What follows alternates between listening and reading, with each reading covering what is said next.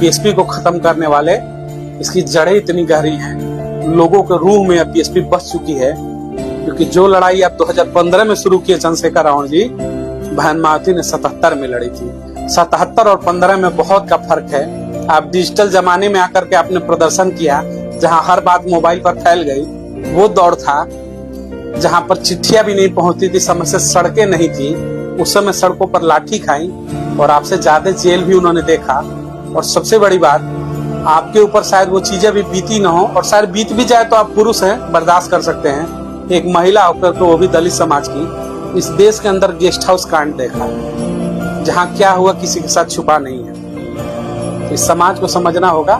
नेता मानिए, आपको जिसको मानना है, चंद्रशेखर रावण को मानिए, बहन मायावती को मानिए, लेकिन ये जो शब्द बोलते हैं कि बीएसपी खत्म हो गई, कभी कमरे में बैठकर एकांत मन से सोचिएगा, आप किस बीएसपी को खत्म कर रहे हैं, जिसने आज आपको बोलने की आजादी दिलाई, जिसने आपको बराबर कुर्सी पर बैठने का हक और हुकूमत दिलाया, जिसने आपको खुलेआम सीना चौड़ा करके वोट देने का अधिकार दिलाया, जिसने बराबरी में 20 समाज के अंदर चट्टी चौराहे पर बोलने का और नीला झंडा नीला गमछा देने का, पहन करके बात करने का जो अधिकार जिस बीएसपी ने दिलाया, आप कहते हैं कि वो बीएसपी खत्म हो गई। एकांत में बैठकर सोचिएगा, बीएसपी खत्म हो गई या फिर आपकी सोच खत्म हो गई।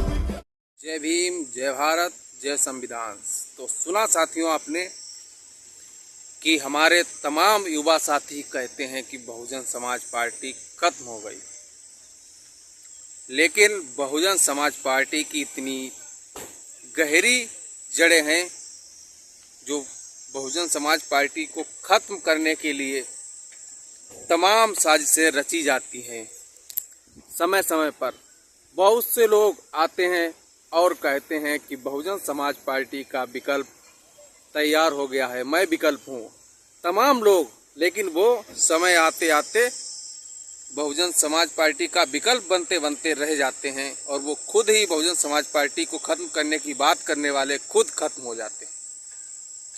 साथियों, बहन मायावती ने जब संघर्ष किया तब ना कोई सोशल मीडिया थी, जैसा कि आज सोशल मीडिया से लोग तमाम तरीके के लोग बातें करते हैं। चुनाव है, परिणाम आता है, नहीं आता है, कभी परिणाम पक्ष में आ जाता है, जनता का मूड है।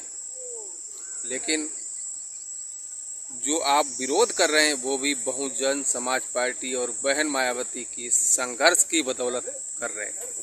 बहुजन समाज पार्टी वो फैक्ट्री है, वो नर्सरी है जिसने तमाम नेताओं को तैयार किया है।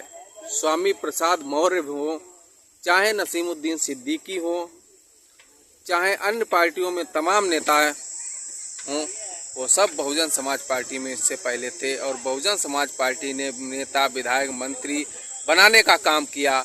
आज वही लोग बहन जी पर तमाम तरीके के आरोप लगाते हैं। समाज के लोग भी कहते हैं कि बहन जी मिशन से भटक गई हैं, जबकि बहन जी नहीं, समाज के लोग बहकावे में आ गए हैं। साथियों, मैं आप सभी को बताना चाहता हूं कि 2024 के लोकसभा चुनाव में कैसे आप सभी को गुमराह करके वोट लिया गया। कहा गया कि संविधान बचाने के नाम पर वोट लिया। कैसे इंडिया गठबंधन ने, क्या इंडिया गठबंधन को जो आपने वोट किया, क्या उससे संविधान बच गया? आपने अपना ही घर कमजोर किया। आज दलितों पर कितने अत्याचार हो रहे हैं और वही लोग कहते हैं कि बहन जी खत्म हो गई हैं। लेकिन जब बहन जी ने 9 अक्टूबर को लखनऊ में आह्वान किया तब लाखों लाखों की संख्या में लोग पहुंचे। अब वही एकजुट होकर के बहुजन समाज पार्टी को फिर 2027 में मजबूत करना है, ना कि किसी के बहकावे में आना है। और बहन जी को बहुजन समाज पार्टी को मजबूत करना है, क्योंकि ना कि बहुजन समाज पार्टी खत्म हुई थी, ना खत्म हुई है, ना खत्म होगी। इसलिए आप सभी लोगों को, क्योंकि हमारे मान्यवर कांसीराम साहब, मसीहा कांसीराम साहब के खून पसीने की मेहनत से, खून पसीने की जो मेहनत थी उनकी पार्टी है। मान्यवर कांसीराम साहब की शिष्या मान्या बहन जी है। 2027 में हम सबको बहन मायावती जी को मजबूत करना है और 27 में मुख्यमंत्री बनाना है, ना कि किसी के बहकावे में आना है कि बहुजन समाज पार्टी खत्म हो गई, बहुजन समाज पार्टी बीजेपी की बी टीम है। आप लोगों को खुद विचार करना है और 2027 में बहन जी को मजबूत करना है।